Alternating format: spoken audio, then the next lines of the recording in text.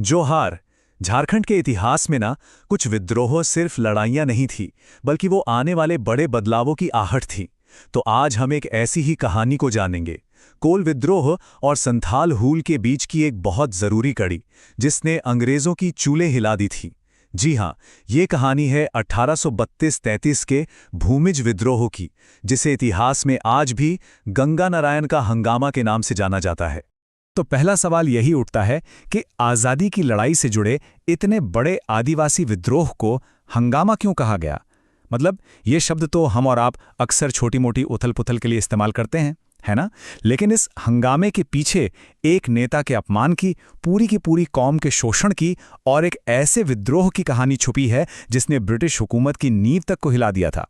तो चलिए इस कहानी की परतों को एक-एक करके खोलते हैं। आज की इस पूरी चर्चा को हम 6 हिस्सों में समझेंगे।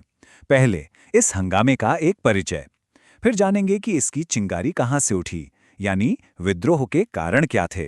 फिर देखेंगे कि ये आग कैसे भड़की, युद्ध की रणनीति क्या थी, कैसे एक दुखद विश्वासघात से इसका अंत हुआ, और सबसे आखिर में इसकी वो विरासत जो आज भी हमारे साथ है। तो चलिए सबसे पहले परिचय से ही शुरुआत करते हैं। मिलते हैं इस कहानी के मुख्य किरदारों से और समझते हैं कि ये पूरी लड़ाई आखिर किस जमीन पर लड़ी गई थी। तो इस विद्रोह का जो चेहरा थे वो थे गंगा नारायण सिंह, भूमिज जनजाति के एक ऐसे नायक जिनकी कहानी आज भी प्रेरणा देती है। उनके साथ कौन थे? मुख्य रूप से भूमिज समुदाय के लोग, जिन्हें उस दौर में चुआड़ भी कहा जाता था, और ये नाम उनकी लड़ाकू भावना को दिखाता था। लेकिन ये लड़ाई सिर्फ भूमिजों की नहीं थी। हो और मुंडा जनजातियों ने भी कंधे से कंधा मिलाकर उनका पूरा साथ दिया। और ये सब कहाँ हो रहा था? जंगल महाल के एक बहुत बड़े इलाके में, जिसमें आज का मानभूम, ढालभूम और पाटकुम का क्षेत्र शामिल है। तो अगला सवाल ये है कि आखिर ये विद्रोह भड़का क्यों? इसकी वजह कोई एक घटना नहीं थी। असल में ये आदिवासी अधिकारों पर हुए एक दोहरे हमले का नतीजा था। एक हमला था उनकी सियासत पर और दूसरा सीधा सीधा उनकी रोटी पर। और यहीं पर कहानी बहुत दिलचस्प हो जाती है। देखिए, इस विद्रोह की जड़ें दो अलग अलग वजहों में थी। एक तरफ तो था गंगा नारायण के परिवार के साथ हुआ राजनीतिक अन्याय, एक पर्सनल इंसल्ट, और दूसरी तरफ था आम आदिवासियों का वो आर्थिक शोषण जिसे एक भ्रष्ट दीवान कर रहा था। अब सोचिए, जब एक व्यक्तिगत अपमान और पूरे समाज का दर्द एक साथ मिल जाए तो क्या होगा? एक धमाका ही होगा ना। तो पहले पॉलिटिकल रीजन को समझते हैं। देखिए, बड़ा भूम राज परिवार में सदियों से चली आ रही परंपरा के हिसाब से गंगा नारायण के पिता लक्ष्मण सिंह ही असली हकदार थे। लेकिन अंग्रेजों ने क्या किया? उन्होंने इस परंपरा को ताक पर रखकर उनके चाचा को गद्दी पर बिठा दिया। और बात सिर्फ यही नहीं रुकी, लक्ष्मण सिंह को जेल में डाल दिया गया, जहां उनकी मौत हो गई। अब गंगा नारायण के लिए यह सिर्फ सियासत का खेल नहीं था, यह उनके परिवार का अपमान था, जिसकी आग उनके सीने में जल रही थी और जिसका बदला लेना उनकी जिंदगी का मकसद बन चुका था। अब बात करते हैं उस इकोनॉमिक एक्सप्लॉयटेशन की, जिसने आम लोगों की कमर ही तोड़ दी थी। अंग्रेजों ने माधव सिंह नाम के एक दीवान को नियुक्त किया, जो आप कह सकते हैं जुल्म का दूसरा नाम था। उसने घर टका जैसे न जाने कितने ही मनमाने टैक्स लगा दिए। वो लोगों को कर्ज के जाल में फंसाता, उनकी जमीनें हड़पता और फिर उन्हें बाहरी लोगों यानी दिक्कुओं को बेच देता। और उसका सबसे बड़ा हमला था पारंपरिक घाट वाली व्यवस्था पर। ये वो व्यवस्था थी जिसमें भूमिज लोग पहाड़ों और घाटियों के रक्षक होते थे। इसे तोड़कर उसने ना सिर्फ उनकी रोजी रोटी छीनी, बल्कि उनकी पहचान पर भी सीधा हमला किया। और हाँ, यहां पर ये दिक्कू शब्द समझना बहुत जरूरी है। ये शब्द सिर्फ बाहरी लोगों के लिए नहीं था, ये उन साहूकारों, व्यापारियों और ठेकेदारों के लिए था जो अंग्रेजी राज की शय पर आदिवासियों का खून चूस रहे थे और उनकी जमीनों पर कब्जा कर रहे थे। और माधव सिंह इन्हीं दिक्कुओं का सरगना था। तो अब माहौल पूरी तरह से तैयार था। जुल्म का घड़ा लबालब भर चुका था। बस एक चिंगारी की देर थी, और वो चिंगारी जल्द ही एक ऐसी आग में बदलने वाली थी जो पूरे जंगल महाल को अपनी चपेट में ले लेगी। और वो चिंगारी भड़की 26 अप्रैल 1832 को। इस दिन गंगा नारायण ने उस जालिम दीवान माधव सिंह को मौत के घाट उतार दिया। ये सिर्फ एक हत्या नहीं थी, ये विद्रोह का बिगुल था। ये खबर जंगल में आग की तरह फैली और देखते ही देखते पूरा जंगल महाल धधक उठा। और साल के अंत तक तो हल्दी पोखर में गंगा नारायण की सेना ने अंग्रेजों की एक पूरी टुकड़ी को खत्म कर दिया। ये ऐलान था कि अब ये लड़ाई आर पार की होगी। गंगा नारायण का युद्ध घोष था, सबों को काटो। इसका मतलब बिल्कुल साफ था, अंग्रेजों और उनके दलालों को जड़ से उखाड़ फेंको। यह सिर्फ एक नारा नहीं था, यह शोषण के खिलाफ खुली जंग का ऐलान था, जिसने हजारों हजार आदिवासियों के दिलों में आज़ादी की आग जला दी थी।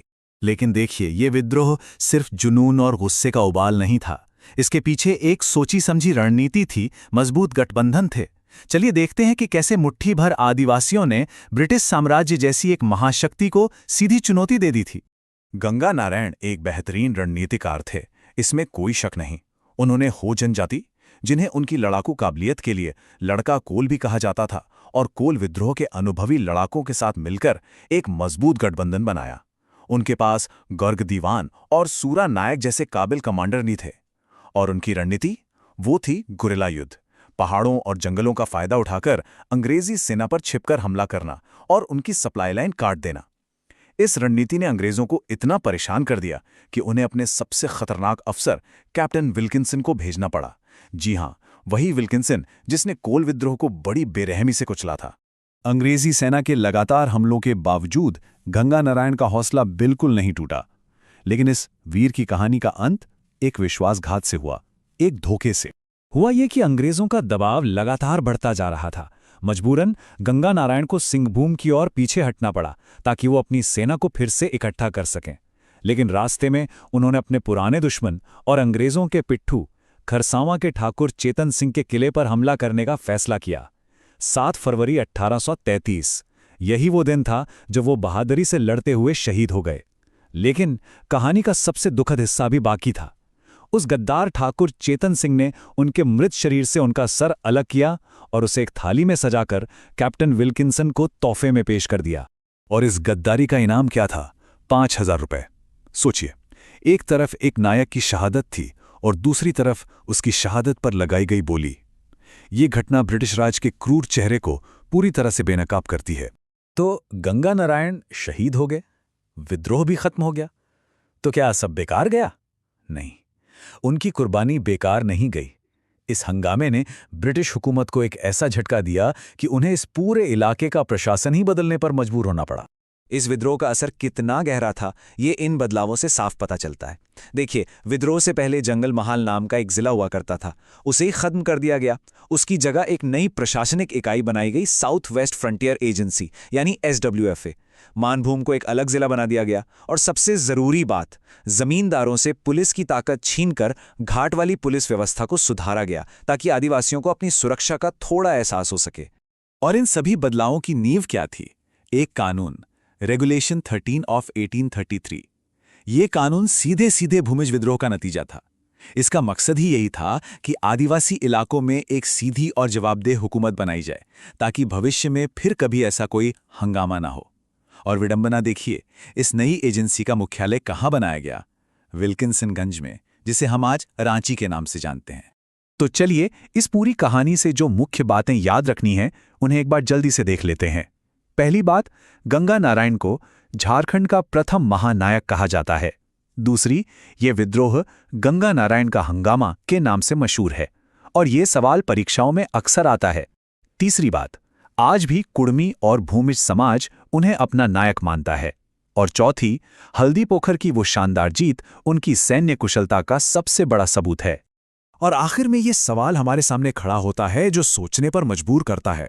एक विद्रोह जिसे युद्ध के मैदान पर तो कुचल दिया गया, वो इस इलाके के इतिहास का सबसे बड़ा प्रशासनिक सुधार लाने में कैसे कामयाब हो गया?